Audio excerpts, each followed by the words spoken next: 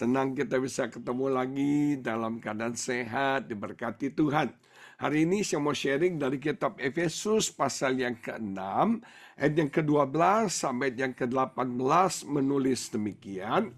Efesus pasal 6 ayat 12 sampai 18. Karena perjuangan kita bukanlah melawan darah dan daging. Jadi kita ada dalam satu perjuangan yang bukan fisikal, tapi melawan pemerintah-pemerintah, melawan penguasa-penguasa, melawan penghulu-penghulu dunia yang gelap ini, melawan roh-roh jahat di udara.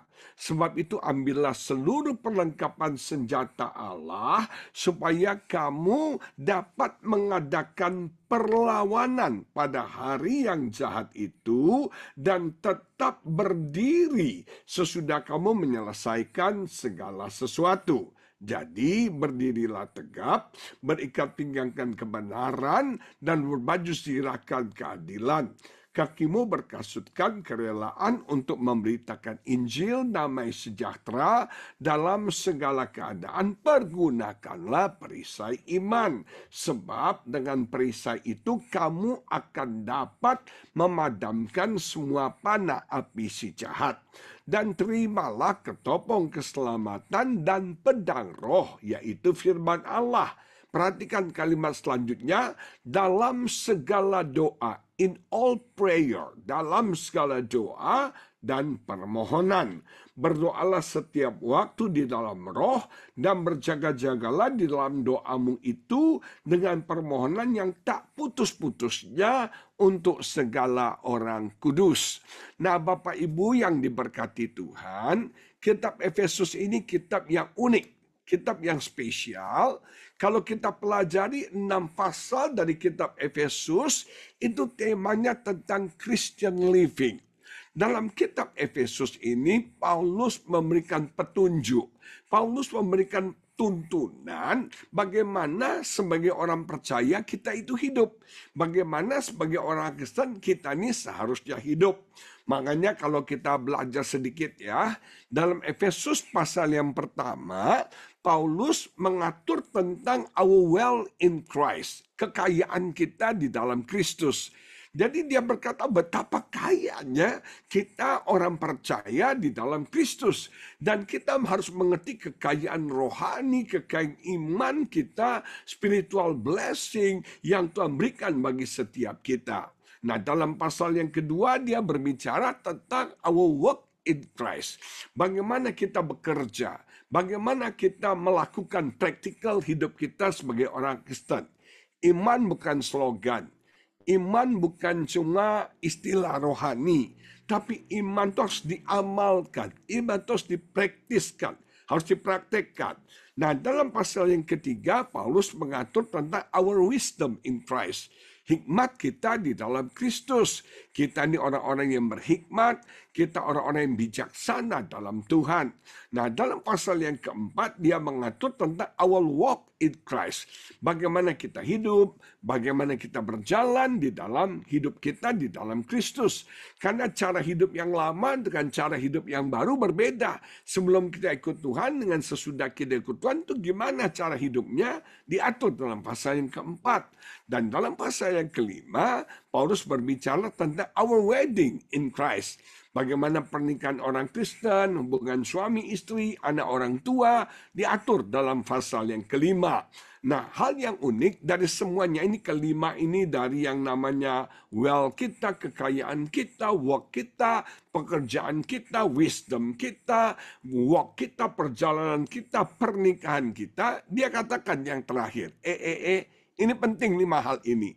Tapi ada satu yang kamu jangan lupa, yaitu our warfare in Christ. Peperangan kita di dalam Kristus. Makanya dalam ayat tadi ditulis kata perjuangan. Kita ada dalam satu perjuangan dan dalam bahasa Inggrisnya kata yang dipakai adalah wrestling. Kita sedang bergumul, kita sedang ada dalam dunia gulat, sudah. Kita sedang bergulat dan lawan kita bukanlah fisikal, tapi lawan kita adalah roh-roh jahat di udara. Lawan kita adalah si iblis, ada hierarkinya, ada organisasinya, ada yang namanya pemerintah, ada yang namanya penguasa, ada yang namanya penghulu, dan baru roh-roh jahat di udara. Nah, banyak orang tanya sama saya, Pak, kenapa sejak saya jadi orang Kristen, hidup saya kok jadi tambah sulit ya? Tantangan yang saya hadapi semakin berat ya. Kenapa pergumulan saya semakin bertambah-tambah rasanya? Karena apa?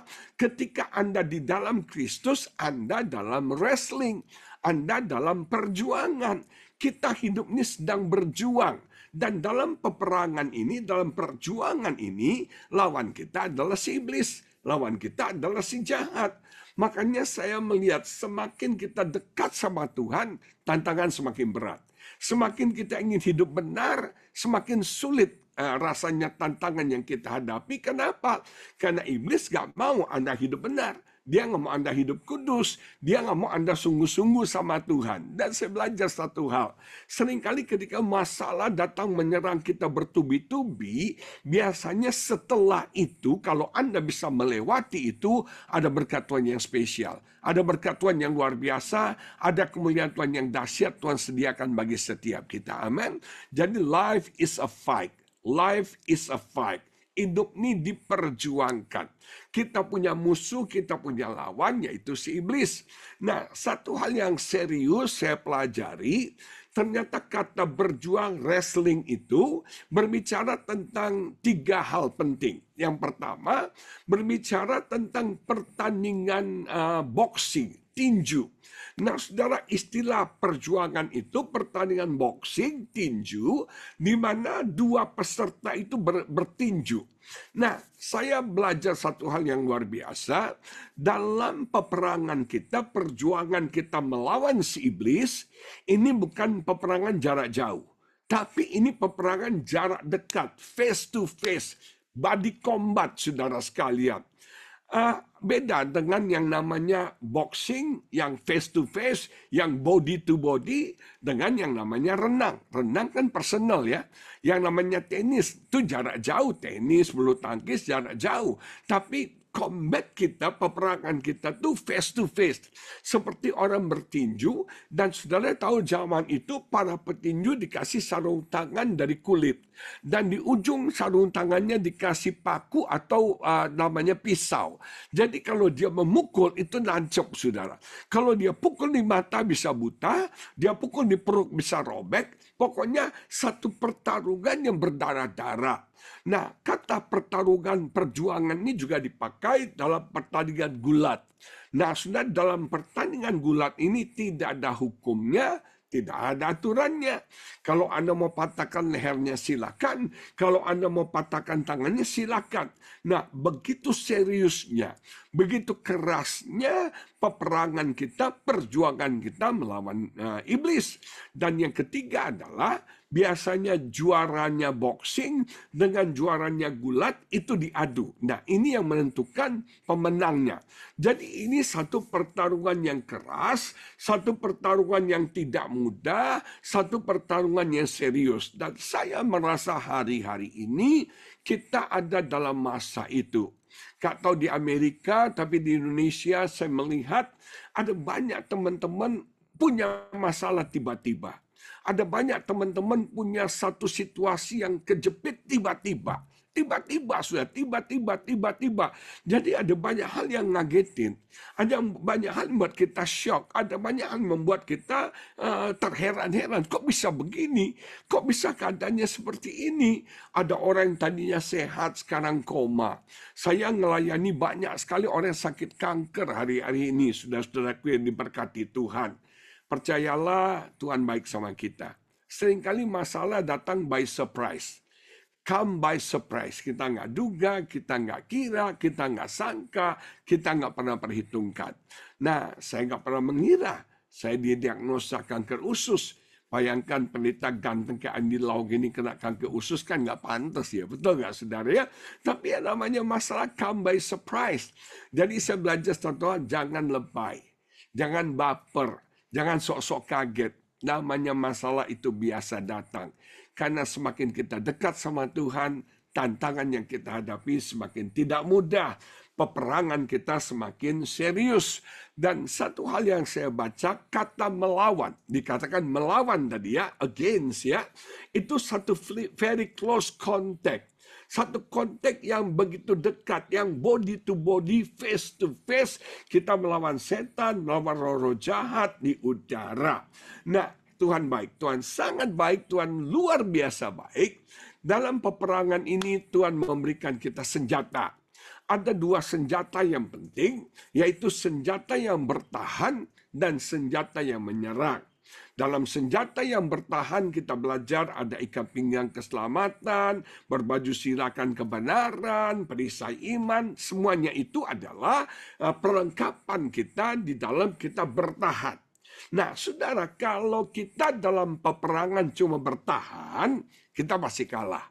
Kalau musuh kita menekan kita terus, menyerang kita terus, memukul kita terus, kita semua bertahan, kita pasti roboh, kita pasti kalah. Tapi Tuhan luar biasa.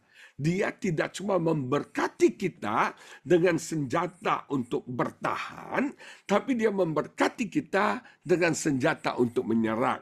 Ada dua senjata untuk menyerang. Yang pertama pedang roh, yaitu apa? Firman Tuhan. Jadi pedang roh menjadi senjata kita untuk kita mengalahkan iblis. Apapun peperangan yang terjadi, lawan pakai firman Tuhan. Lawan pakai firman Tuhan. Ingat Yesus di padang gurun, iblis datang kucuk-kucuk mencobai Yesus, menguji Yesus. Dan saudara perhatikan, Yesus katakan ada tertulis. Dia pakai firman Tuhan. Jangan lawan pakai falsafah manusia. Jangan lawan pakai ideologi manusia. Lawan pakai firman Tuhan. Firman Tuhan powerful seperti pedang mengalahkan si jahat. Waktu saya membaca email dokter bahwa saya didiagnosa kanker usus, saudara, dan kankernya kanker ganas. Saya pernah cerita di Zoom ini, dokternya mungkin bukan iseng lah, supaya saya perhatian, tulisan kanker ganas itu di huruf besar, terus diitemin, saudara. Dan mati saya stabilo sekalian, biar kelihatan gitu, saudara ya. Jadi begitu saya baca email itu, yang muncul, yang menarik perhatian, tulisan kanker ganas. Jujur saya kaget, jujur saya syok, jujur saya nggak duga, jujur saya nggak kira. Saya nggak pernah harapkan amit-amit kena kanker, saudara. Amit-amit kena kanker. Tapi faktanya saya ngalami kanker. Dan saya belajar peperangan itu terjadi dalam pikiran kita. Iblis mulai menyerang pikiran saya. Iblis bilang, ini upah kamu setia sama Tuhan. Ini upah kamu melayani Tuhan. Bukan dapat apartemen, bukan dapat rumah, bukan dapat uang ratusan juta, bukan dapat mobil, tapi dapat kanker ganas. Ini upah kamu melayani Tuhan. Dia mengintimidasi saya. Terus dia bilang, ini habis kamu sekarang. Habis. Pelayanan kamu yang kamu sudah bangun habis. End semuanya. Uang kamu yang kamu sudah tabung akan habis. Kamu tahu kan? Dia bicara sama pikiran saya, berapa besar biaya yang dibutuhkan untuk pengobatan kanker. Jujur saudara, waduh berkecamuk perang dalam pikiran saya. Saya ingat firman Tuhan, lawan pakai firman Tuhan. Saya bilang, iblis, sorry, lu keliru.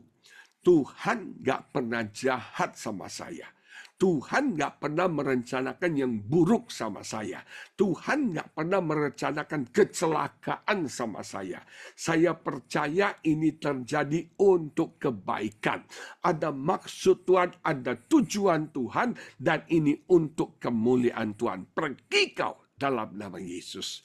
Saya lawan pakai firman Tuhan dan luar biasa. Iblis kabur dan saya bisa melewati dengan kuat, dengan semangat, sampai akhirnya saya bisa sehat dan sembuh kembali. Peperangan terjadi dalam pikiran. Pakai firman Tuhan. Makanya orang Kristen harus baca Alkitab. Orang Kristen harus renungkan firman. Orang Kristen harus simpan firman dalam pikiran kita. Ketika iblis datang, lawan pakai firman. Kekhawatiran datang, saya nggak mau khawatir. Yesus bilang, jangan khawatir. Serahkanlah kekhawatiranmu kepada Tuhan. Nyah kau pergi dalam nama Yesus. Betul saudara? Lawan pakai firman Tuhan. Lawan pakai firman Tuhan. Iblis suka bilang, kamu tidak berharga. Hidup kamu tidak berarti. Katakan, sorry, saya berharga, saya berarti. Nah, saya melihat hari-hari ini, iblis membangun stronghold di pikiran banyak orang. Stronghold itu apa? Dusta. Lyingnya iblis, saudara. Dustanya iblis. Ini ponakan istri saya baru nginep di rumah. Dia mau berangkat ke Korea. Anaknya cakep, ganteng, saudara, matanya bagus, alisnya tebal, cuma satu bibirnya tebal. Bibirnya tebal. Jadi bukan cuma alis tebal, bibirnya juga tebal. Bibirnya tebal, dia minder sekali dengan bibirnya. Padahal menurut saya is okay, dia cowok gitu loh ya. Cowok malah tebal, malah seksi kan ya. Nah saudara, bibirnya tebal dan temannya ngejek. Temannya bilang, lu baru filter ya? Tuh filter sampai 10 kali ya, sampai tebal banget saudara bibirnya. Di filter 10 kali. Makanya teman-teman ini luar biasa. Udah dia minder sama bibirnya, teman-temannya ngejek lagi kan. Jadilah satu stronghold, satu benteng dalam pikirannya. Dia bilang dia jelek, dia jelek, dia jelek. Setengah mati saya kasih tahu dia, kamu tuh ganteng, mata kamu bagus, bibir kamu seksi. Enggak, aku jelek, aku jelek, aku jelek. Nah, iblis menyerang pikiran.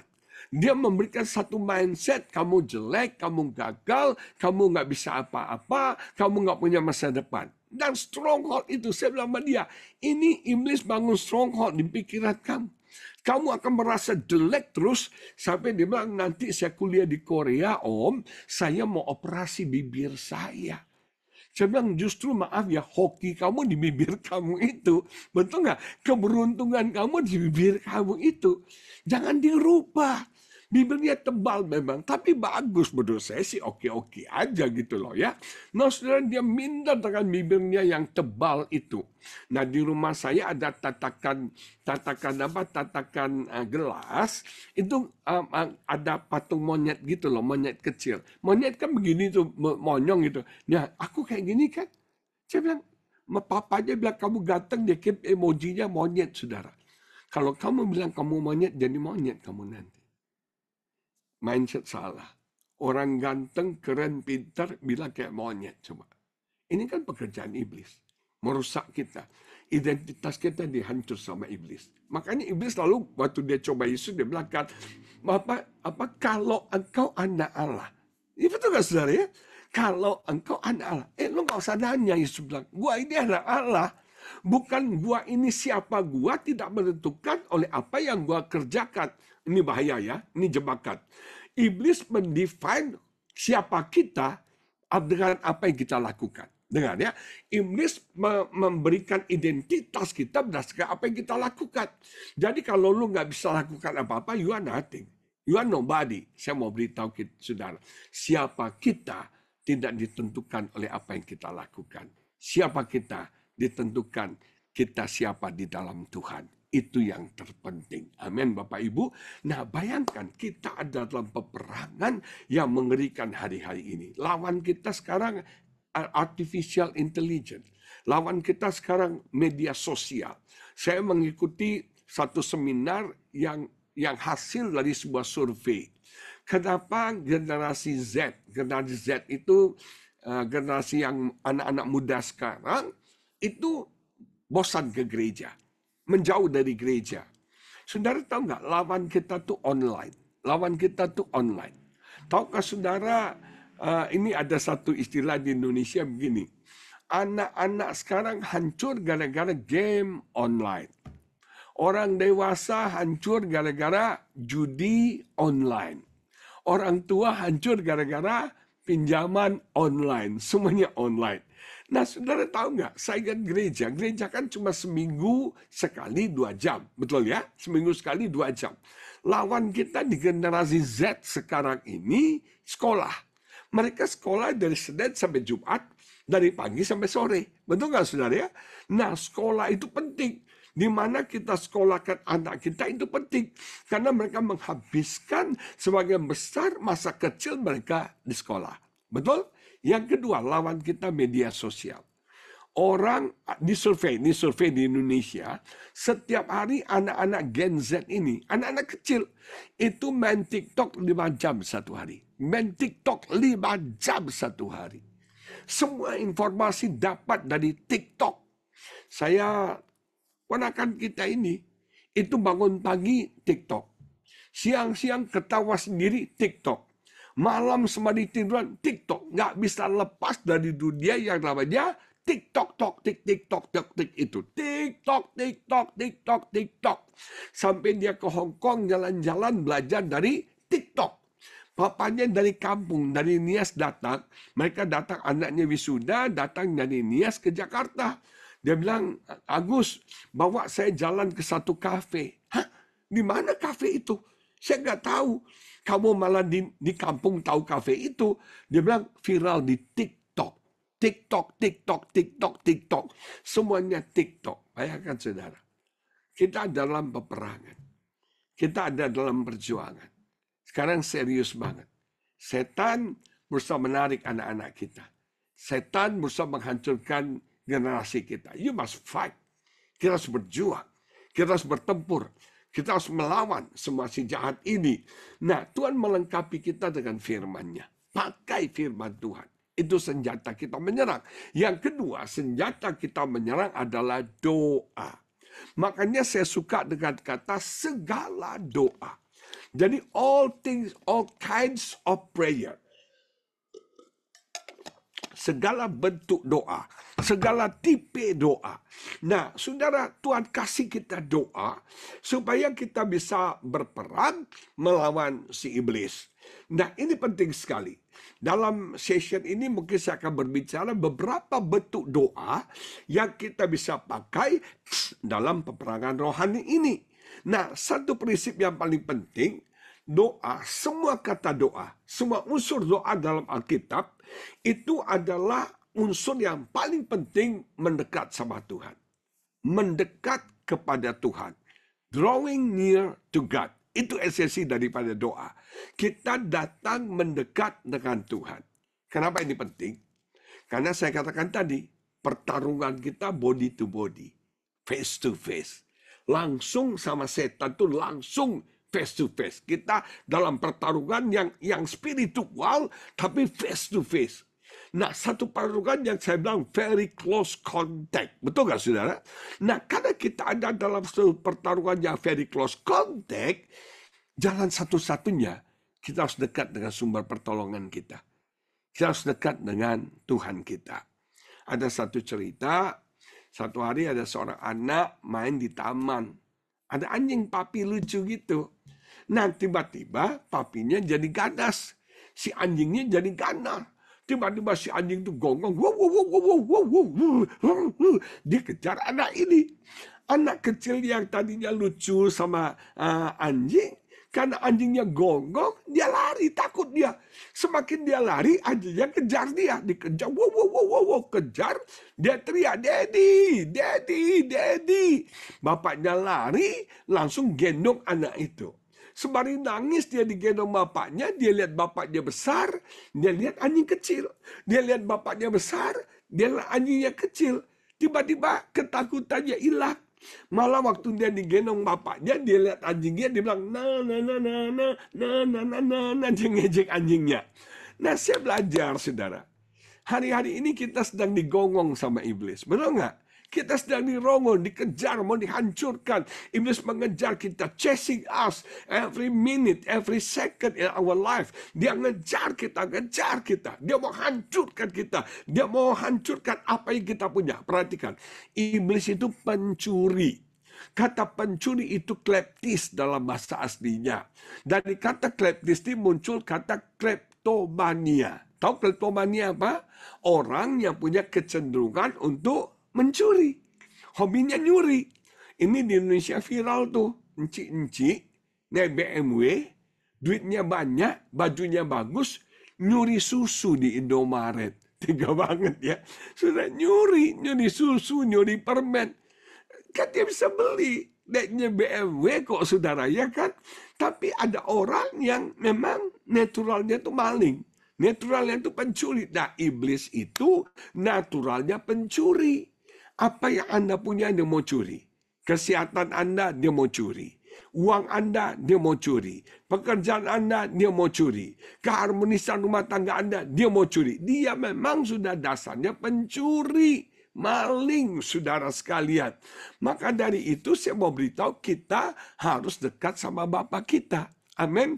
Kita harus lari ke pelukan Bapa kita, digedok sama Bapa kita. Anjingnya kecil, Bapa kita besar. Kita punya Tuhan yang besar. Waktu saya kanker, Pak Yongki bilang gini, Pak Agus, kanker cuma sebuah nama yang diberikan oleh dokter. Kita punya Yesus, nama di atas segala nama. Jangan fokus sama kanker. Jangan fokus sama si papi yang mengejar kita. Jangan fokus sama si iblis. Iblis memang kuasa. Tapi saya punya Bapa Maha Kuasa. Saya punya Bapa jauh lebih besar, jauh lebih dahsyat, jauh lebih luar biasa. Nama Tuhan dipermuliakan. Amin. Makanya dalam hidup ini jangan gampang putus asa. Datang sama Tuhan. Mendekat sama Tuhan. Dan kita harus bilang sama iblis, bilang sama kanker, bilang sama apa masalah kita, amin, saudara. Waktu saya mau dioperasi, sendirian di kamar operasi. Istri sama teman-teman di luar tuh, mereka berdoa. Saya di kamar operasi sendiri. Sempat takut. Kenapa? Ini kan operasi pertama kali seumur hidup saya. Ini mati hidup nih, saudara ya. Saya pikir Tuhan, dokter anestesinya saya nggak kenal. Karena teman kecil saya itu dioperasi. Dokter anestesinya menantunya. Itu dia nggak bangun lagi, saudara. Nggak bangun lagi. Nah, itu menantu. Ini gua nggak kenal dokter anestesinya. Ini bangun lagi nggak? Takut. Waktu saya lagi takut, rupanya istri saya teman-teman berdoa di luar. Tiba-tiba Roh Kudus bicara. Hambaku, kamu jangan takut. Kamu tenang. Kamu jangan takut. Keluar dari ruangan ini, kamu harus sehat. Keluar dari ruangan ini, kamu harus sembuh. Dan suara itu bilang ini, tertawakan penyakit. Tertawakan kanker. Tertawakan iblis yang mau hancurin kamu. Saya langsung tertawa. Dan saya mau beritahu saudara. Sampai iblisnya frustasi sendiri. Iblisnya stres sendiri dan pergi tinggalkan saya. Saya bisa sehat, saya bisa sembuh, saya bisa ketemu dengan Bapak, Ibu, Saudara semua. Nama Tuhan dipermuliakan. Amin. Amin. Lari kepada Bapak. Mendekat sama Bapak. Amin, saudara. Jangan putus asa, jangan kecewa, jangan sedih. Saya punya satu kesaksian lagi. Satu hari kami lagi makan malam sama ponakan istri saya, ada 3 orang. Nah, ponakan yang paling besar tuh cewek, mukanya sedih banget.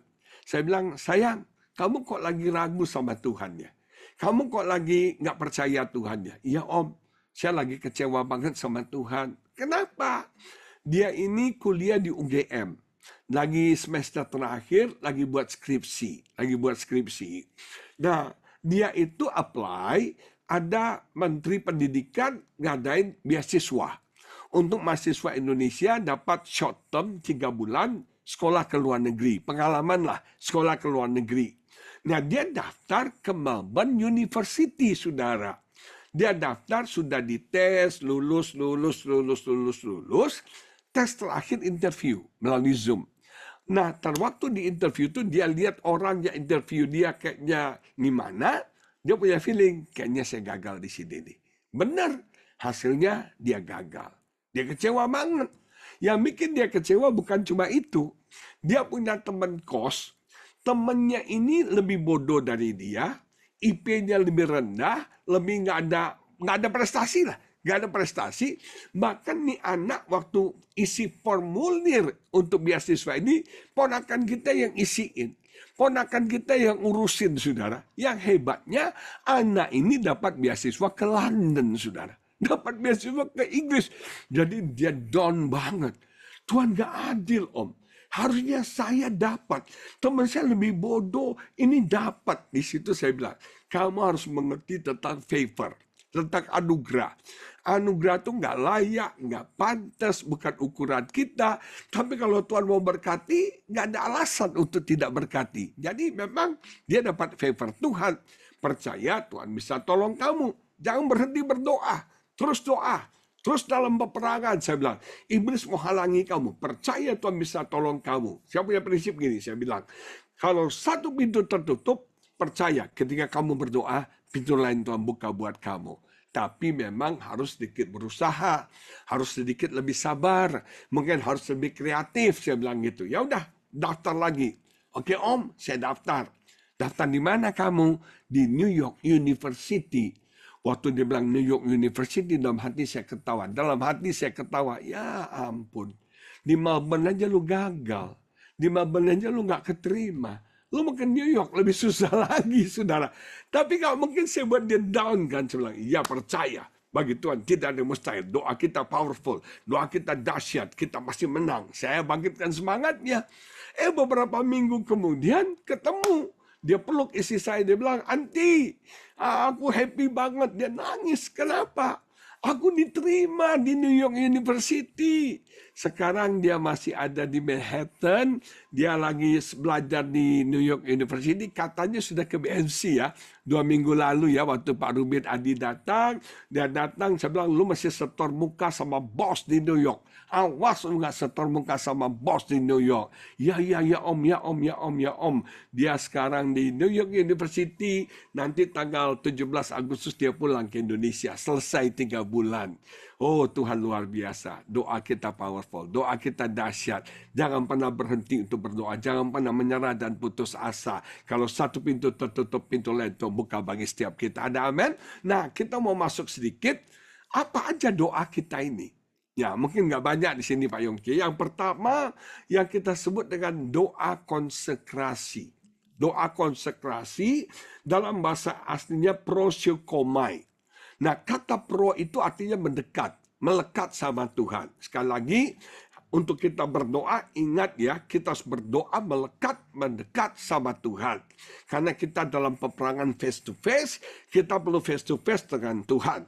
Nah, saudara, doa ini dicatat dalam perjanjian baru 127 kali. Jadi ini doa yang biasa, yang umum. Artinya apa saudara? Doa ini kita mendekat kepada Tuhan, kita minta sama Tuhan, tapi doa ini disertai dengan nazar. Disertai dengan janji kita kepada Tuhan. Ini penting sekali. Jadi ada divine exchange. Kita bilang, Tuhan aku minta ini, kalau Tuhan berikan ini, maka aku akan begini. Ada nazar. Ada bagian Tuhan, ada bagian kita. Ini yang namanya doa prosiokomai ini. Artinya konsekrasi. Ada divine exchange, ada nasar, ada janji, ada komitmen kita dengan Tuhan. Nah, untuk kita mengerti doa ini, contoh paling gampang adalah Hana. Hana seorang wanita mandul yang menikah dengan suami namanya Elkana. Nah, saudara, Elkana cinta sama Hana. Bucin banget sama Hana. Sayang sama Hana, bertanggung jawab sama Hana. Cuma masalah timbul karena ada orang ketiga. Namanya siapa? Penina. Orang ketiga selalu jadi biang kerok ya saudara ya. Selalu orang ketiga jadi biang kerok. Nah, saudara diberkati Tuhan, Penina itu subur. Hana itu mandul. Nah, saudara bayangkan, Penina mengejek Hana, mengolok-ngolok Hana, si mandul, cewek mandul, ibu mandul, dul. Hana terhina. Apalagi bagi orang Israel, wanita yang mandul itu aib loh. Wanita yang mandul itu dianggap kena kutuk, kena tulah, saudara. Itu bagi orang Israel. Dan wanita Israel ingin sekali bisa punya anak karena ada janji Tuhan sama Hawa. Tuhan bilang, Hawa, dari keturunanmu akan lahir sang Mesias. Jadi semua wanita Israel ingin punya anak, siapa tahu anaknya sang Mesias. Nah, Hana mandul. Gak mungkin bisa punya anak, gak mungkin bisa melahirkan sang Mesias. Nah, Bapak Ibu Saudara sekalian, Hana kecewa sekali. Sakit hati banget, kepahitan banget. Diejek sama Penina. Tapi yang hebat ini, Hana curhat di tempat yang tepat. Hana curhat sama Tuhan. Saya kasih tahu ya, kalau Anda lagi terluka, kalau Anda lagi sedih, lagi kecewa, jangan curhat sama WA group. Jadi viral, saudara sekalian ya. Jadi viral. Curhat tuh sama Tuhan. Betul nggak? Curhat tuh sama Tuhan. Jangan curhat di media sosial. Wih, viral langsung. Viral. Curhat sama Tuhan. Waktu saya berobat ke Pineng kembali setelah mau operasi kanker, ada teman saya kenalin sama Irin kemarin, pendeta, dia bilang sama saya, Pak Agus, dia kasih apalah kekuatan sama saya. Dia bilang, Pak Agus, boleh nggak saya berdoa buat Bapak? Oh, boleh banget, harus dong. Terus dia bilang gini, saya mau nanya Pak, saya udah tahu arah pertanyaannya, karena saya juga pendeta. Kan kita biasa dalam pelayanan ya Pastor Yongki ya, kalau ada orang kanker biasanya kita bilang salah satu penyebab kanker kepahitan, dendam, sakit hati. Betul ya Pak Yongki ya? Jadi dia tanya sama saya bilang ayo nanya aja nggak apa-apa. Pak mau nanya, Bapak ada kepahitan nggak? Bapak ada sakit hati nggak? Bapak ada dendam nggak? Namanya Thompson. Saya bilang Thompson. Kamu salah bertanya. Kalau kamu tanya sakit hati dendam, siapa di dunia ini yang gak sakit hati? Semua manusia di muka bumi ini bikin saya sakit hati. Semua gereja bikin saya kecewa. Saya bilang, sudah semua bikin kita kecewa. Betul Pak Yogi? Betul gak? Bahkan istri kita, orang dekat sama kita, mengecewakan kita. Betul gak saudara ya? Jadi kita nggak bisa bilang, halo jangan kecewakan saya, hari ini hari tanpa kecewa, nggak bisa. Orang terdekat kita, semua orang bisa mengecewakan kita, bisa membuat kita marah, bisa membuat kita ke semua orang. Orang terdekat kita bisa mengecewakan. Saya bilang, bohong kok saya bilang saya nggak kecewa. Bohong saya kalau nggak kepahitan. Bohong saya kalau saya nggak sakit hati. Saya ini fragile, saya ini rapuh, saya gampang tersinggung. Saya orangnya perfeksionis, saya bilang. Dan jujur, siapa di dunia ini yang nggak mengecewakan saya? Semua orang mengecewakan saya. Tapi, saya udah curhat sama Tuhan. Saya sudah mencurahkan isi hati saya sama Tuhan. Sekarang saya nggak ada dendam lagi. Saya nggak ada benci lagi. Saya nggak ada kepahitan lagi. Amin, saudara. Nah, saya bilang, saya curhat sama Tuhan. Sama seperti Hana nangis. Tuhan, nangis. Dia curahkan isi hatinya sama Tuhan. Dan saya belajar. Ketika emosi negatif kita curahkan sama Tuhan, hati kita jadi bersih, berkat mujizat Tuhan akan terjadi dalam hidup setiap kita. Satu hal yang luar biasa, untung ada penina. Dalam bahasa Inggris dikatakan penina provokada. Sometimes in our life we need provokator. Kita butuh provokator.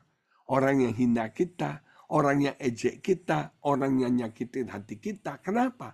Kadang-kadang kita ini nyaman, Pastor Yongki. Kita ini nyaman.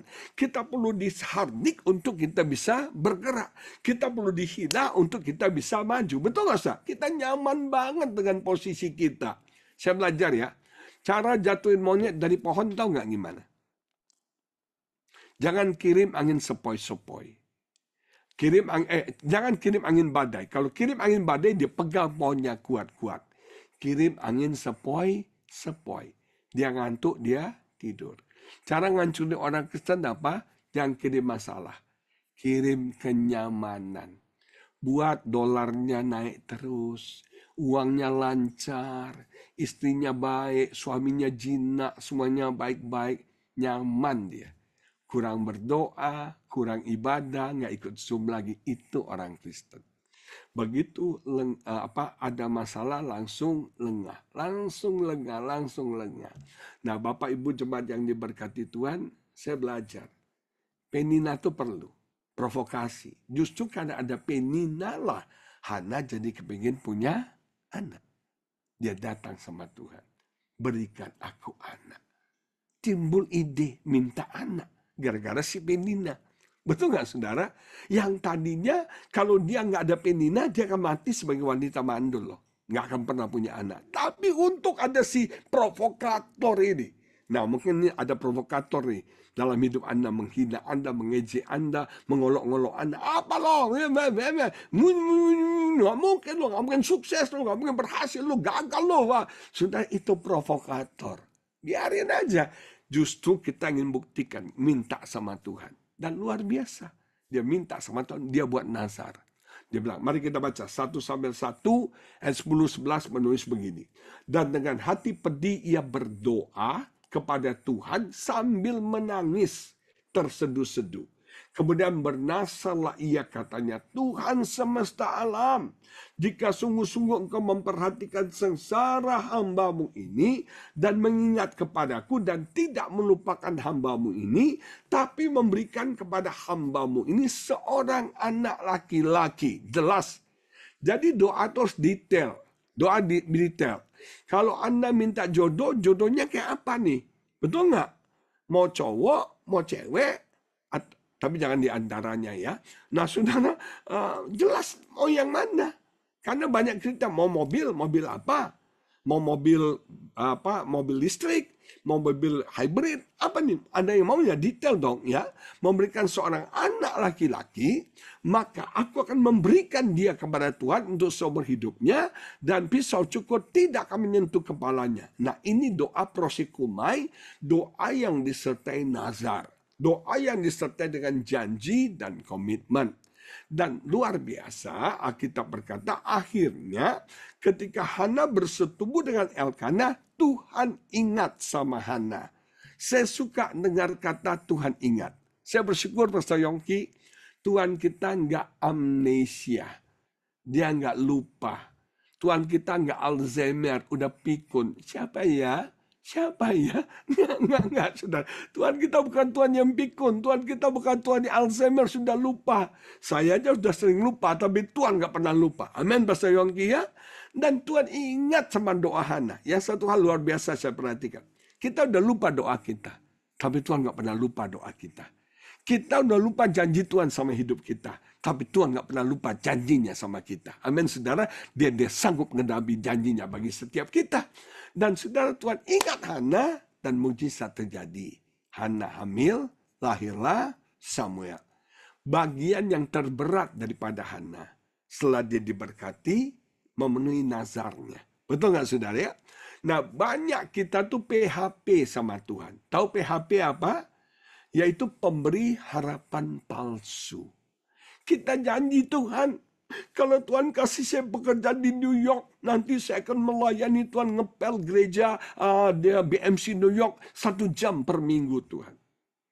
Begitu sudah ada pekerjaan, Pastor Yongki bilang, ingat nazar kamu. Sorry Pak, saya sibuk, saya banyak kerjaan, saya cari dolar gitu ya. Saya cuma berita. Kita nazar, tapi kita lupa. Kita cuma PHP Tuhan. Tapi Hana komitmen. Hebat ini cewek, hebat nih ibu. Ketika Samuel lahir, bagian terberat dia persembahkan Samuel sama Tuhan. Ini firstborn loh, anak pertama loh. Ini yang terbaik, ini buah sulung. Dia persembahkan sama Tuhan. Dan saya bersyukur Tuhan kita akan berhutang. Ketika kita berikan yang terbaik dengan sepenuh hati kita. Tuhan memberkati Hana dengan beberapa orang anak lagi. Ngomong-ngomong, Bapak Ibu tahu nggak berapa orang lagi anaknya Hana? Selain Samuel. Ada yang tahu? Aduh, kalau syarat masuk surga, pertanyaan satu ini bisa-bisa nggak masuk surga loh gitu. Hana punya 5 anak lagi. 5 anak lagi. Luar biasa nggak ya? Wanita yang mandul, melahirkan 5 kali melahirkan. Apapun yang nggak produktif dalam hidup Anda, apapun yang mandul dalam hidup Anda, percaya ketika kau prosikumai, itu akan buat terobosan terjadi. Itu akan buat mujizat terjadi dalam hidup setiap kita. Amin, saudara. Bisnis yang mandul, pekerjaan yang mandul, bisnis yang tidak produktif, percaya. Kalau kau coba doa Hana ini, prosikumai ini, kau akan melihat terobosan. Mukjizat demi mukjizat, mukjizat demi mukjizat terjadi dalam hidup setiap kita. Siapa mau diberkati 5 kali lipat? Prosikomai, ingat, buat sulung, firstborn buat Tuhan. Masih ada waktu Pak Yongki? Dah selesai? Selesai ya? Oke, puji Tuhan. Nah, ada banyak doa sebetulnya. Ada yang namanya doa urgent, doa petisi, doa di mana kita minta sungguh-sungguh sama Tuhan seperti Elia. Dia berdoa minta hujan. Dia berdoa dengan Alkitab bilang bahwa kepalanya ada di antara kedua kakinya. Itu ekspresi wanita yang mau melahirkan. Anda mau melahirkan sesuatu, doa menjerit sama Tuhan. Doa seperti wanita yang mau melahirkan. Kau akan melihat mujizat terjadi. Kau akan melihat kelegaan terjadi. Kau akan melihat kemenangan terjadi. Nama Tuhan dipermuliakan. Amin. Bapak Ibu, kita ada dalam peperangan rohani. Kita ada dalam body combat. Face to face sama si devil. Peperangan kita bukan fisik. Peperangan kita spiritual. Iblis ingin hancurkan kita. Dia mau mencuri semua yang terbaik dari hidup kita. Kita ada dalam perjuangan. Ingat, kita ada dalam perjuangan. Pertandingan tinju, kita lagi pertandingan gulat, boxing. Kalau Anda tahu Jean-Claude Van Damme, kira-kira kayak film Jean-Claude Van Damme ya, ketahuan umurnya kalau tahu Jean-Claude Van Damme ya. Nah, suatu body combat pertandingannya yang serius, yang keras banget. Tapi Tuhan baik. Tuhan kasih kita segala macam doa. All kinds of prayer. Pakai doamu untuk menyerang dan merebut kemenangan. Saya suka tadi dikatakan tetap berdiri. Kalau peperangan, yang menang yang mana? Yang lain sudah gugur, dia berdiri. Mungkin kita berdarah-darah, mungkin kita luka, tapi yang penting kita tetap berdiri. Karena kita ditakdirkan lebih daripada pemenang. Jangan kalah sama masalah, jangan kalah sama pergumulan. Hidup diperjuangkan dan Tuhan memberkati kita dengan kemenangan. Amin Bapak Ibu. Amin. Mari kita doa sama-sama. Saya merasakan hari-hari ini kita sedang dalam peperangan serius. Iblis sedang benar-benar menyerang kita. Kita ada dalam satu pertarungan, perjuangan yang berat, yang tidak mudah. Banyak orang tanya, Pak, kenapa sekarang hidup itu berat banget ya? Sekarang kenapa kok bisnis itu berat banget ya? Sekarang kok cari uang itu bisnis berat banget ya? Karena kita ada dalam perjuangan hari-hari ini, dan iblis tahu ini hari terakhir dia harus mengerahkan segenap kekuatannya untuk menghancurkan kita. Banyak rumah tangga tiba-tiba hancur, banyak masalah tiba-tiba datang, banyak keadaan tiba-tiba berubah jadi buruk, tiba-tiba, sekonyong-konyong.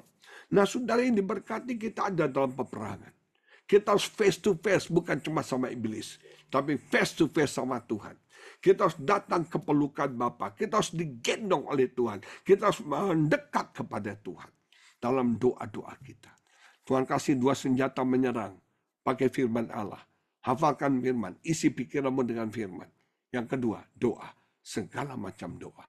Hurian dalam basyan, dalam batakala. Saya merasa dalam hati saya, tadinya saya mau khotbah yang lain, tapi Roh Kudus suruh saya khotbah ini. Mungkin hari-hari ini kita sedang dalam peperangan. Kemarin saya dengar kesaksian Pak Yongki, tiba-tiba kencing darah. Tiba-tiba. Gak ada gejala, gak tahu semuanya sehat baik. Tiba-tiba. Banyak hal yang tiba-tiba bisa berubah. Iblis telah menyerang hidup kita, mengintimidasi, menekan kita, mencuri, menghancurkan setiap kita. Hurian dalam bataka labasyanda. Hurala batakan dalam. Tuhan lengkapi kita dengan pedang roh. Tuhan lengkapi kita dengan doa. Pakai doa, berdoa. Hari-hari ini banyak berdoa. Hurala batakan labasyanda. Kami lebih daripada pemenang. Kami menang dalam perjuangan ini. Kami menang dalam perjuangan ini. Karena kami punya Tuhan yang menyertai kami. Berkati semua jemaatmu yang mengikuti ibadah Zoom secara online, yang mengikuti di YouTube, di apapun media sosial yang ada. Tuhan berkati mereka. Tuhan kuatkan mereka. Tuhan tolong mereka. Biar mereka bisa merebut kemenangan. Tidak menyerah, tidak putus asa, tidak kalah, tidak jadi korban. Tapi kami bangkit dan kami merebut kemenangan. Hurian dalam basyan dalam. Berkati Pastor Yongki, Bu Yongki, berkati semua jemaatmu. Di dalam nama Yesus kami berdoa dan kami mengucap syukur. Haleluya. Amin. Tuhan memberkati Bapak Ibu Saudara sekalian. Haleluya.